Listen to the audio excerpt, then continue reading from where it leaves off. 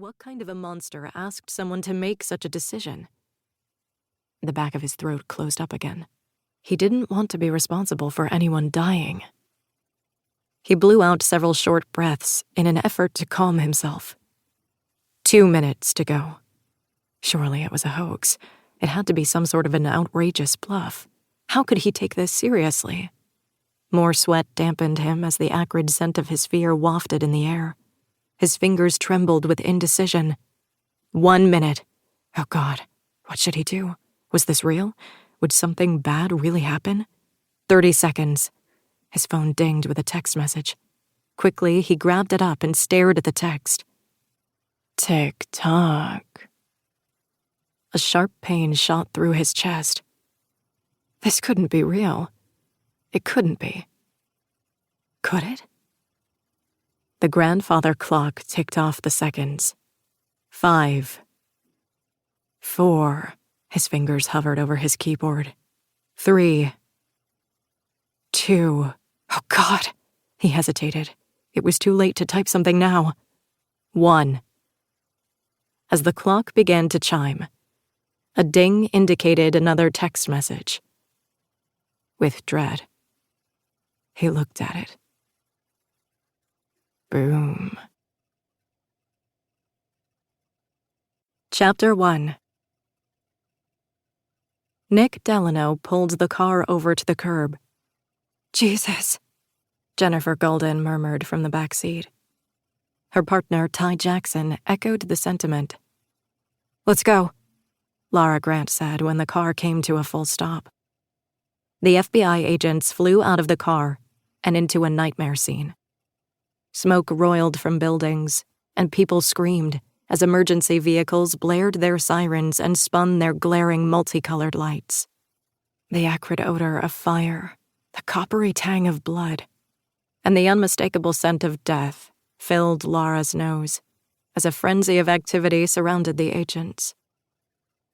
Utility workers yelled to each other and hurried to shut off live electric wires and cap gas leaks.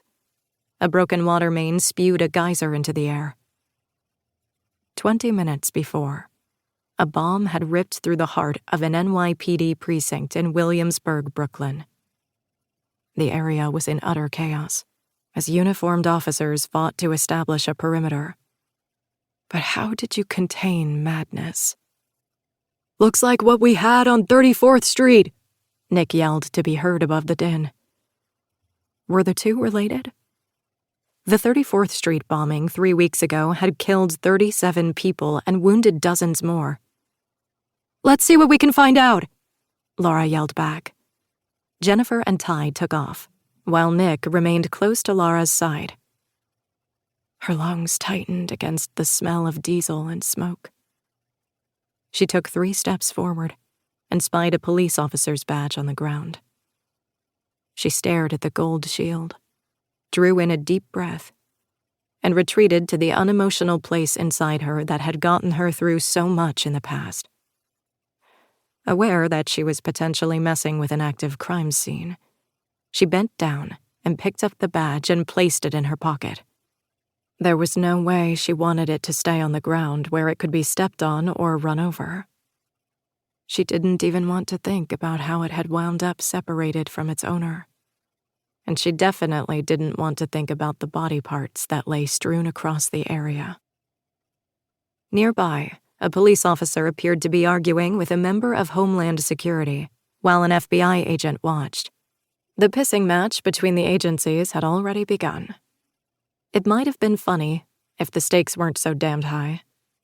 Homeland Security would be investigating it as a potential terror attack, while NYPD and the FBI would be investigating it as a local crime.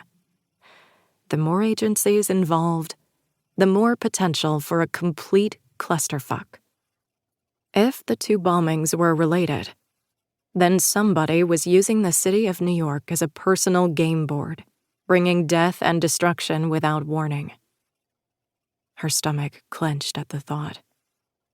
So far, their investigation into the 34th Street bombing had stalled. Nobody had claimed responsibility, and so they had no idea what the motive might be or who was behind it.